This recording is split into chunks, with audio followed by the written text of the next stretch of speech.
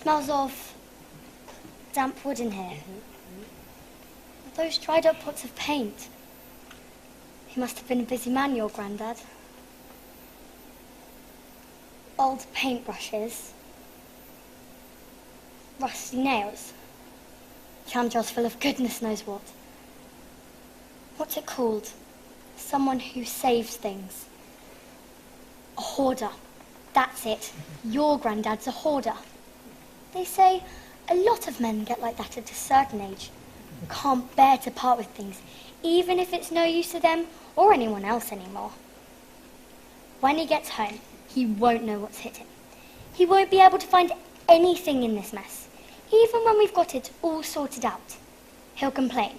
Just you watch. He'll prefer the clutter.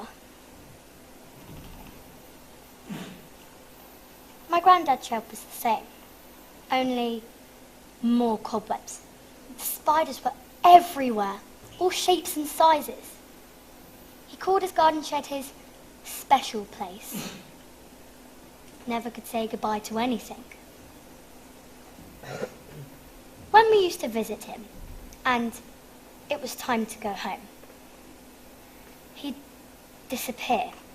We'd kiss Gran goodbye and ask where Grandad was, and he'd have just nipped to the shop or gone to take the dog for a walk. The last night in the hospital, when we knew it was time to say goodbye, he whispered some excuse to see the nurse, and we all had to wait outside. She came out and said that he'd fallen asleep and visiting time was over, so he might as well just go home. Well, he died that night. He'd even managed to avoid saying goodbye to the end. He was an evacuee in World War II. Gran said he'd shouted goodbye to his mother from the train as she waved him off. And he went to live in the countryside. Sent letters home, of course, and got letters back. That's how it was for all of them.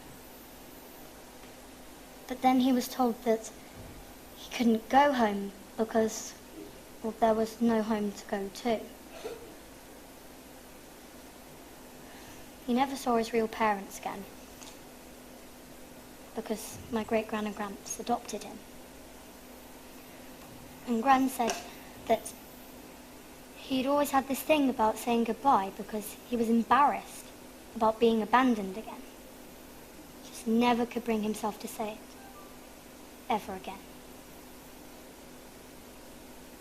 You know, Aisha, I think we should put all your granddad's things in bin liners. Let him sort through them when he gets home.